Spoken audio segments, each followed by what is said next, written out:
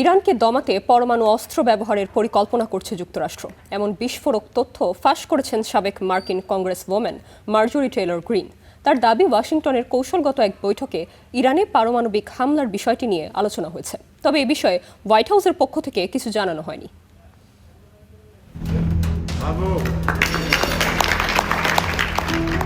Iran যুক্তরাষ্ট্র ৬০ দিনের সমঝোতা স্মারকের মেয়াদ শেষ হতেই চাঞ্চল্যকর এক তথ্য সামনে আনলেন সাবেক মার্কিন কংগ্রেসওম্যান মার্জরি টেইলর গ্রিন। যুদ্ধের ময়দানে ইরানের সঙ্গে না পেরে দেশটির ওপর যুক্তরাষ্ট্র পারমাণবিক বোমা হামলার পরিকল্পনা করছে বলে বিস্ফোরক তথ্য ফাঁস করেছেন তিনি।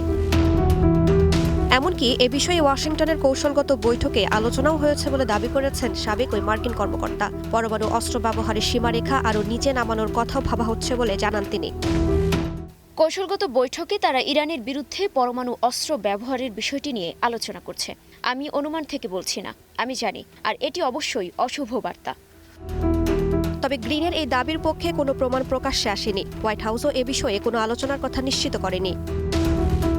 ইরানে যুক্তরাষ্ট্র ইসরায়েলের সামরিক অভিযান শুরুর পর থেকেই সংঘাত ক্রমেই বিস্তৃত হয়। এর আগেও বৃহত্তর যুদ্ধের প্রস্তুতির কথা উঠে আসে। এমনকি ইরানের সমৃদ্ধ ইউরেনিয়াম দখলে বড় ধরনের স্থল অভিযান নিয়েও পেন্টাগন ভাবছে বলে দাবি করা হয়।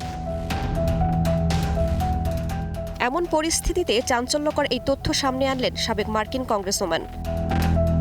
রাইসা জান্নাত, স্টার নিউজ।